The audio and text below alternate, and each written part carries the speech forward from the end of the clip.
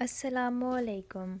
ماہرین اطفال کے مطابق سب سے پہلے تو بچے کو روزانہ کی بنیاد پہ صاف ستھرا رکھیں۔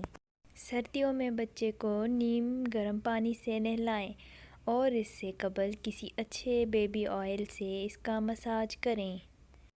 غسل دینے کے بعد بچے کو کچھ دیر کے لیے دھوپ میں بٹھائیں۔ نہانے کے بعد ہر کوئی سردی سے بچنا چاہتا ہے۔ جیسے ہی جسم سے پانی کی گرم تپش ختم ہوتی ہے، جسم ٹھنڈا ہونا شروع ہو جاتا ہے، لہٰذا کمرے کو گرم رکھیں۔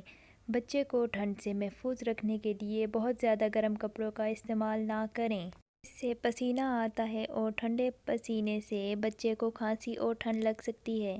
سردی میں بچے کو پانی کی کمی سے بچائیں اور نیم گرم پانی پلائیں اور روزانہ کی بنیاد پر شہد چٹائیں۔ رات کو بچے کا ڈائپر خشک رکھیں۔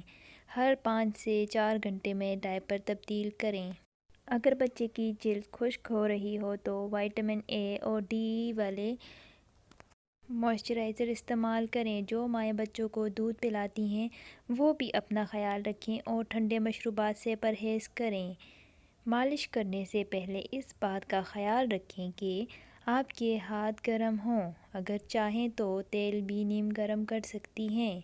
ایسی جگہ بیٹھ کر بچے کی مالش کریں جہاں اسے ہوا نہ لگے۔ کمر اور سینے پر گولائی میں مالش کرنے سے بچے کو سکون ملے گا اور اس کا دوران خون بڑھے گا۔ مالش کے بعد بچے سکون کی نیند لیتے ہیں۔ سرد ہوا اور جاڑوں میں فقط تھوڑی سی احتیاطی تدابیر کے ذریعے ہر ماں اپنے بچے کو بیمار ہونے سے بچا سکتی ہے۔